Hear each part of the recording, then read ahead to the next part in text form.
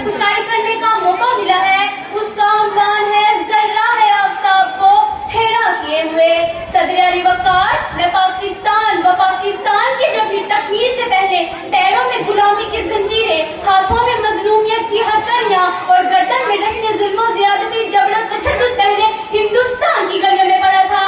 जी हाँ, ये बात है 19 की दहाई की। अभी पाकिस्तान मोर्जे वजूद में आया न था, अभी मुसलमानों को आजादी मिली न थी कि हर जानिब जुल्म और ज़्यादती का समा, तो कहीं बच्चे उठाए हुए जनाजे वहाँ, ये मुसलमान है इसे कत्ल कर दो, ये रिवाज आम था। डर डर के जीना यही तो निजाम था।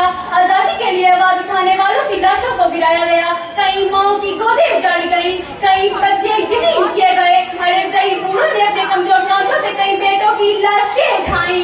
कि सदर अली वक़ार अब तारीख तकती थी ऐसे शख्स की जो इंसाफ दिलाएगा, इन जालिम जाबिर झूठे लोगों से हमको निजात दिलाएगा।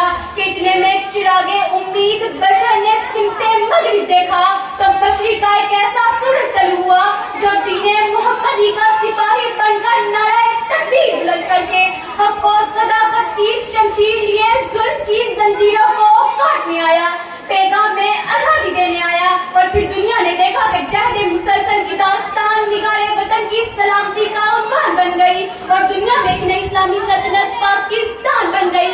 27 रमजान मुबारक की रात उम्मत मोहम्मदी को कुरान पाक का तोहफा देने वाले परवरदिगार ने 27 रमजान मुबारक की रात उम्मत मुसलमान को पाकिस्तान का तोहफा अता कर दिया।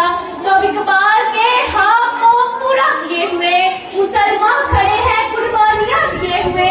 ऐ कायद तूने कर दिखाया कौम जिससे जर्रा है आफ्ताब को हैरा किए हुए, जर्रा है आफ्ताब को हैरा किए हुए।